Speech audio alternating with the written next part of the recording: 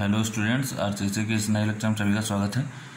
RCC के इस lecture में हम लोग अभी तक जितना पढ़े हुए हैं तो थोड़ा सा बेसिक जो हमारा WSM मेथड है ना, या शुरुआत के जो चैप्टर्स हैं, इंट्रोडक्शन है, उस पर हम लोग क्या करते हैं ना कि थोड़ा सा ऑब्जेक्टिव क्वेश्चंस प्रैक्टिस कर लेते हैं, मल्टीपल चॉइस क्वेश्चंस प्रैक्टिस कर लेते हैं। क्योंकि क्या होता है कि आप डिज़ाइनिंग कर लेते हो, आप जो है बड़े बड़े न्यूमेरिकल लगा लेते हो, सब ठीक है, लेकिन जब आपके प्री में क्वेश्चंस आएंगे, है ना, जब आपके कंपटीशन में क्वेश्चंस आएंगे तो वो ऑब्जेक्टिव क्वेश्चन ही आते हैं। तो कैसे ऑब्जेक्टिव क्वेश्चन को टैकल करना है, ठीक है, वो अभी हम लोग देखते हैं इस लेक्चर में।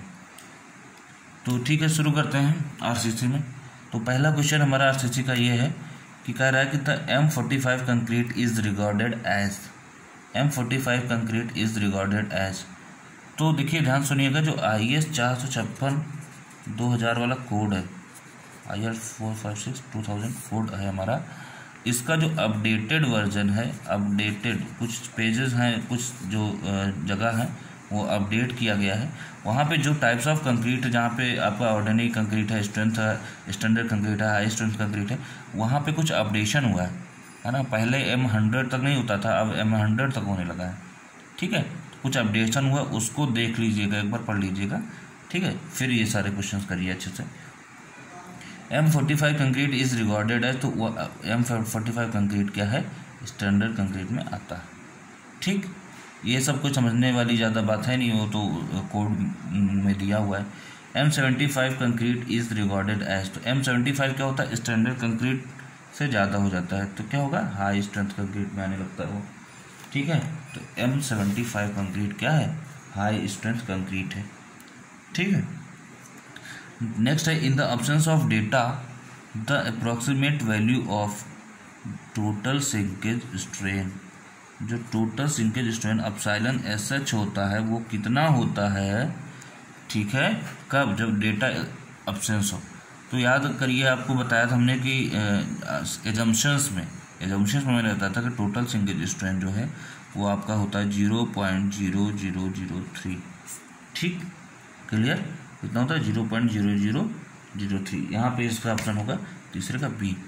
देखिए क्या है, वो कुछ लोग बच्चे कंफ्यूज हो जाएंगे अभी कि जो आपका ये आपका LSM में बताया था, यहाँ पे मैक्सिमम कितना होता है 0.0035, ये हमारा क्या होता है, मैक्सिमम कंप्रेसिव स्ट्रेन होता है। तो इससे कंफ्यूज नहीं होना चाहिए, ये टोटल सिंकेज स्ट्रेन है, ठीक है। नेक्स्ट क्वेश्चन पे हम जाते हैं। बोल रहा है कि if the age of loading on concrete surface is 28 days, creep coefficient में बी। याद करिए, क्रीप कोफिशिएंट हमने बताया था 5 बताया था, है ना, बताया था हमने कि 7 डेज पे कितना होता है, 28 डेज पे कितना होता है, और 1 ईयर पे कितना होता है, बताया था। 7 डेज पे 2.2, 20 डेज पे 1.6 और 1 ईयर पे 1.1, ये बताया था। तो यहाँ 28 डेज का पूछा, तो 28 डेज का क्या होगा, ऑप्शन 1.6 होगा, ठीक। 28 डेज पे क्या होगा, 1.6 होगा, ठीक है। अच्छा, yield strength of mild steel is, next question कह रहा है yield strength of mild steel is. याद करिए, yield strength FY equal to क्या होता है माइल्ड स्टील का, 250 न्यूटन पर mm स्क्वायर, क्या होता है 250 न्यूटन पर mm स्क्वायर, ठीक। The Young's modulus for all grades of steel is, Young's modulus किसी भी इस ग्रेड की स्टील हो, चाहे वो माइल्ड स्टील हो, चाहे Fe 415 हो, चाहे Fe 500, आपको पता ही है कि ES बराबर क्या होता है 2 × 10⁵ न्यूटन पर mm स्क्वायर। यहाँ पे किलो न्यूटन पूछा है, तो जाहिर सी बात है 2 × 200 हो गया, और यहाँ × 10⁻³ होगा। 10⁻³ को हम क्या लिख सकते हैं, 10⁻³ को ही क्या लिख सकते हैं, किलो न्यूटन लिख सकते हैं पर mm स्क्वायर। तो ये आपका आ जाएगा 206 का हो जाएगा बी, ठीक। 7th करा, विच one of the following is not correct. देखिए ध्यान से, यही है कि क्वेश्चन पढ़ना है सही से, ठीक है। क्वेश्चन पढ़ते समय ध्यान रखना। बच्चे क्या करते हैं, जल्दबाजी में दिखा रही है तो मुझे आता है, गलत कर देते हैं। नॉट करेक्ट पूछ रहा है, not correct load combination in structural design. Not correct load कौन सा है, देखो, dead load plus wind load correct है, डेड लोड, विंड लोड और इम्पोज लोड। IL मतलब इम्पोज लोड, इसी को हम लाइव लोड भी कहते हैं, ठीक है, ये भी सही है। डेड लोड, विंड लोड और एस एल आपका दिया, एस एल आपका विंड लोड नहीं होगा, एस एल आपका होता है ना, आपका क्या नाम है, एस एल सिस्मिक लोड, ठीक है। Wind load plus seismic load, ये भी ठीक है। लेकिन यहाँ पे देखिए dead load plus wind load है ना, प्लस इम्पोज लोड प्लस आपका सिस्मिक लोड सब दिया एक साथ, सॉरी सिस्मिक में स्नो लोड, तो स्नो लोड तो दिया है, विंड लोड भी दिया है, इम्पोज लोड भी है, ये चारों कॉम्बिनेशन नहीं होगा। ये मैंने बताया था आपको, तो लोड का कॉम्बिनेशन पढ़ा रहे थे तो ठीक। तो यहाँ पे गलत कौन सा होगा, नॉट पूछा, नॉट करेक्ट, तो गलत होगा ये वाला, ठीक।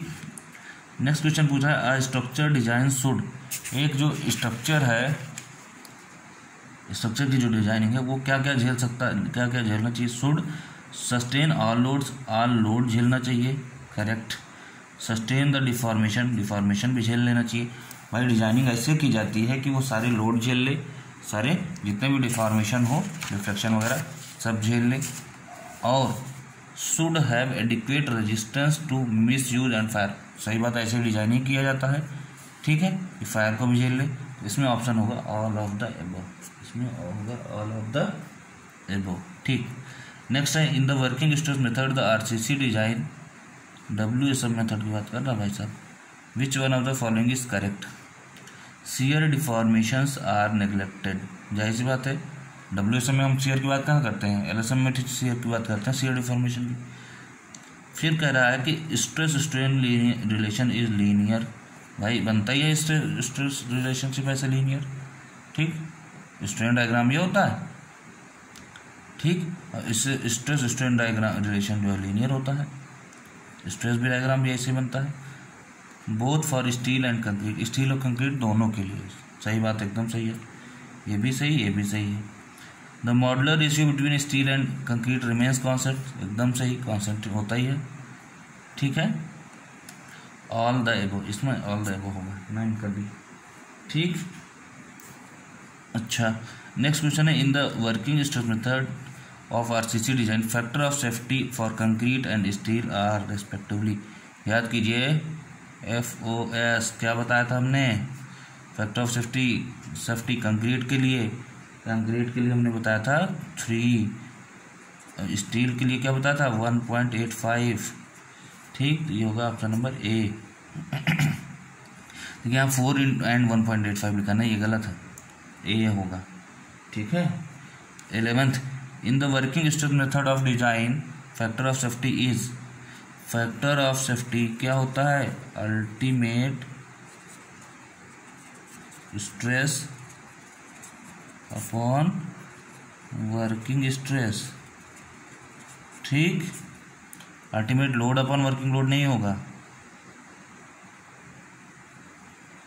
ठीक है, ultimate load upon working load नहीं, तो ये सही होगा, ये गलत होगा।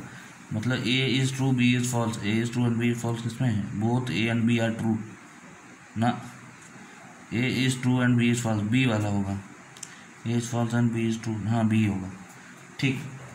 Next the failure criteria in the ultimate load method, याद है ULM मेथड बताया था हमने आपको, ULM, इसमें तो स्ट्रेन की बात हमेशा करते हैं, of design is, failure criteria क्या था वहाँ पे,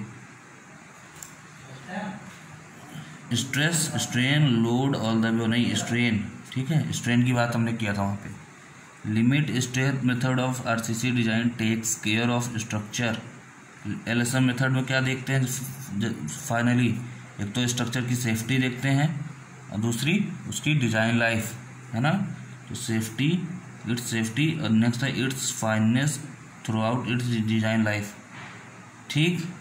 तो ये आपका दोनों सही है, both A and B are true, 13 का A होगा। Limit state method is based on probable, limit state method है ना, प्रोबेबल मेथड होता ही है, किसके लिए, लोड के लिए भी स्ट्रेंथ के लिए भी, तो both A and B are true, A is true and B is false, A is false, B is true, both A and B are false, A होगा, दोनों सही हैं। अब देखो यहाँ पे एक नई चीज़, ध्यान से, नई चीज़ क्या है तो पुरानी, लेकिन बच्चे कंफ्यूज होता है। कैरेक्टरिस्टिक स्ट्रेंथ और कैरेक्टरिस्टिक लोड में अंतर होता है। Characteristic load means maximum load ना, मैक्सिमम लोड तो अल्टीमेट लोड हो जाता है, मीन लोड नहीं, कैरेक्टरिस्टिक लोड जो है वो क्या होता है, मीन लोड, ठीक है, प्लस 5% ऑफ स्टैंडर्ड डेविएशन, ये सही होगा, सी सही होगा। नेक्स्ट है mean load plus 10% of standard deviation, नहीं गलत होगा, सी सही होगा, mean load plus 5% standard deviation, clear.